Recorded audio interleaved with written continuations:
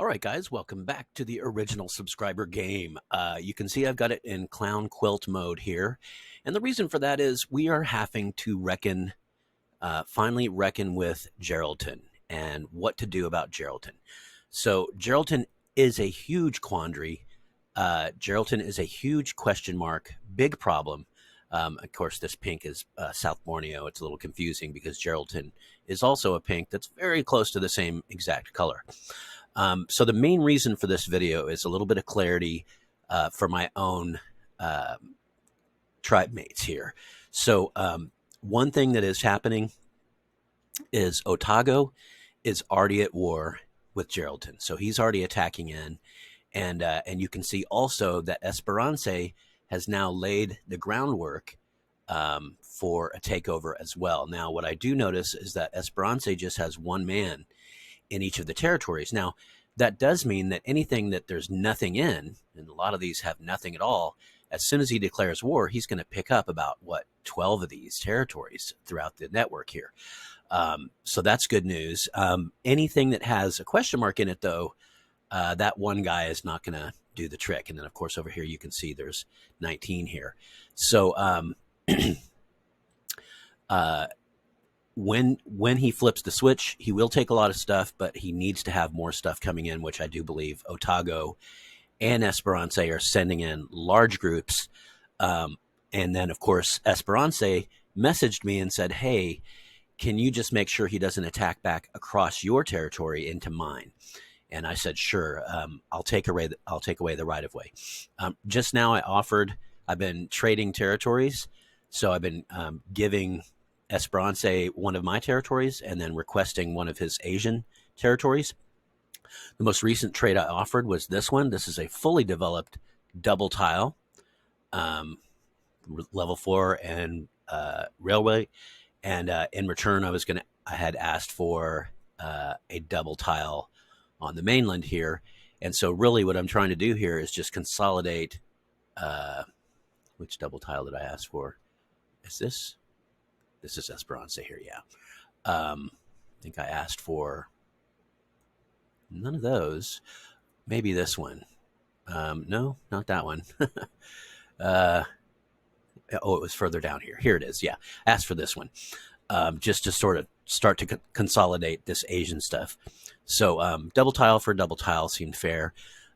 My stuff in Australia is definitely going to be more developed, but that's okay. That's a sacrifice I'm willing to make because once I get everything consolidated onto Asia and divest myself, and it looks like I've got all these that we can trade as well, here and here, that'll just work well in the future because everything I have will be consolidated and my morale will really, really improve. And then I can continue to conquer upwards, north, and so forth. Here's the other part. I am handling this tip of Geraldton here. So I'm almost in place to be able to completely wipe out all of this. It looks like Java is going to be handling this down here. You can see all those little green stripy things are South Borneo and Java. No, just South Borneo. Okay. I thought I saw Java in here somewhere, but maybe not. Yeah, here we go. Here's South Borneo. Here's Java. So between the two of them, yeah, here's some more Java. They will be handling Geraldton down here. So South Borneo, Java, and myself are going to handle Geraldton here on mainland Asia. So that is taken care of. And again, this video is about 90% talking about that takeover, making sure that we got that tightened up. For the island here, it's just going to have to be dangerous for a while. So you can see I'm stacking here. I've got my forts built up because I've been building up my forts anyway. For morale reasons, so that's good. Really, all I need to do is survive here on the island for long enough to where, and then I did build a cannon down here. Let me bring that over as well. I just need to survive long enough for one of my compatriots from mainland Oz to come over and take the rest of that. So Geraldton did leave us in a pickle. There's just no question about it. It was really not the way to exit the game. We've talked about this. If you're going to leave the game, that's fine. just yeet all your guys into the ocean and tell everybody that you're leaving, and then we'll come and just take your stuff, and it's easy and nobody has to die. There's going to be a lot of bloodshed because of the way Geraldton left the game. Having said that, I do send my best wishes to him. I hope everything's okay, because sometimes emergencies arise and you just have to drop everything and deal with it. So I hope he's okay. I hope his family's all right, so forth and so on. But we are having to pick up the pieces there, and we are in the process of doing it. So what I would say is Otago and Esperance, good luck.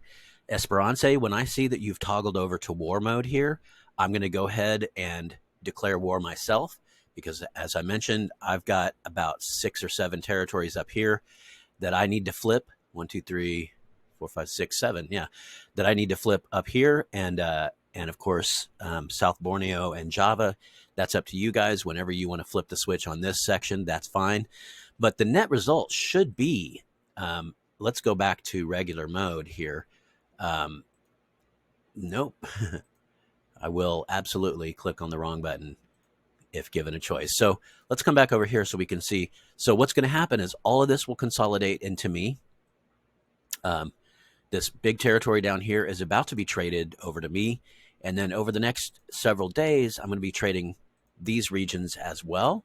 And then I would say, as far as Esperance goes, Esperance, any troops that you have in Asia, I'd say keep them up here if you want, or if you want to draw them back into Australia, if you feel stronger there, that's fine too. It's entirely up to you. But we did have Darwin here mentioned, he's like, well, I've got a lot of territory. He does. He's got a lot of territory down here in Australia. He really conquered early and strong in that early part of the game. So I told him, I was like, you don't have to go one or the other. You can keep both your Australian and your Asian territories. It's up to you. We're all sovereign. We're a group together. We're working together, but we are all sovereign. So we get to do what we want to do, basically. So that's entirely up to him.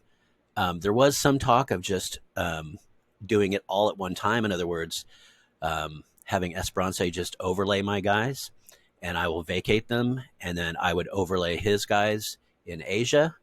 I say his guys, his territories in Asia, and he would vacate them, and then we would just flip the war switch, immediately take all the territories all at one time, and then immediately unflip the war switch and invite him back into the coalition. That is a possibility. There's a little bit of a popularity penalty for that, for declaring war. Remember, popularity is one of those things that doesn't get used a lot, but it does matter when, say, a neighboring territory rebels. The nearest country with the highest popularity is who they rebel to. So it can matter. It's not huge, but it can matter. But just wanted to let Esperance know that I'm open to that as well. I could overlay these with, and it would be the quickest way for sure. Oh yeah, he's got a lot of troops up here still. It would be just a matter of me overlaying, just sending one guy, and the same with all of my territories down in Oz, same exact thing. He would just have to just spare one guy for each territory. As it is, you can only trade one territory per day. So I've traded 2 with Esperance. I believe these 2 around here somewhere. I've been trying to make sure that it's adjacent to his land. Probably, the next one I need to do is this one down here. I believe this one rebelled to me a while back. But yeah, I need to make sure and give that to him right away. That's surrounded by Esperance. But anyway, at one a day, it's going to take 2 or 3 more weeks before I can get all of this to him. And then I don't even know if he wants all of this up here. This is something I might consider trading with Darwin. I don't know if he'd want this stuff to consolidate his inland empire here, or we're always open to that kind of stuff. He could trade me some Asian stuff that he's just recently conquered or whatever. We still haven't figured out what Darwin wants to do. He talked about maybe being one of the custodians. For the time being, we were saying, well, let's let Esperance and Otago be the custodians. And part of it is that we had intel of a fleet approaching from West Amazon. So there is supposedly an invasion fleet headed our way. I got some intel from a secret source. I don't want to talk about where, but I feel like it's pretty dependable. So there's something rolling in from the east, but not a huge fleet. That's my understanding, not a huge fleet. But Otago, I think, yeah, he's ready. He'll be all right. And again, as a custodian, what he could do is he could just build up a massive fleet. Remember, fleets don't lose morale on the seas, so it doesn't matter how far away he's operating with that fleet. He could just he and I think Esperance could do this as well. Once we trade as much of this back over to them as we can, and I don't think Darwin's going to do that. He's just got too much stuff to do that with. But like for instance, Gascoigne may want to do that. I don't know. Um, may want to trade over his stuff. I certainly do. So, at some point, Esperance is going to have all of this stuff up here and this up here as well if he wants it. And then even this stuff over here, unless Gascoigne might want this stuff down here to consolidate his empire here. I don't know. But the point being, I'm disinvesting myself from Australia. I'd like to get out of there entirely and really establish my foothold in Asia. Meanwhile, the people with their capitals back here should really thrive. So that would essentially double Esperance's size down here. And then what I envision is again just starting to go heavy on the fleets, just heavy boats. And I really, it's like I think it'd be fun to be Otago and to just build up one of those fleets where people just cry when they see it, like 40 cruisers and 10 battleships, and then have like 20 subs out there combing the high seas and bringing you intel, and all of that without any morale penalty. So like we talk about how all of our infantry lost morale as the whole week that they were in the water, right? And the morale penalty of operating far away from your capital and all that, but none of that applies to Navy. So if this works out, we can maybe solve this riddle of having our home bases so far away from the front. So I don't know. There's a lot of stuff going on here, interesting ideas, and I'm loving it. People are throwing great ideas around. The idea of like, well, we could kick Esperance from the coalition, and then we could declare war on each other, and he could take all of this all at one time, and I could take all of his mainland Asia stuff all at one time. And then as soon as that transition is over, which really should be immediate, if we do it right, it'll just take one guy on each territory, and then he vacates to a neutral place. For instance, Java's territory, he would vacate to Java. We'd declare war, and then he'd take all my stuff, I'd take all of his stuff, and then we would immediately declare peace. And we would have to wait a couple days to readmit him into the coalition. But that's, I think everybody knows that's what's going to happen. That's guaranteed. He's been a brother from day one, pretty much. So anyway, that is a possibility as well. Keep the ideas coming, guys. We really want to solve this riddle of how to deal with the crushing morale penalty. And now that I've moved my capital to the tip here of Shanghai, that's mitigated a little bit of that. But let me just show you the most recent step that I've taken. And this is pretty radical, man, is I'm building my new capital right here, right in the middle of things.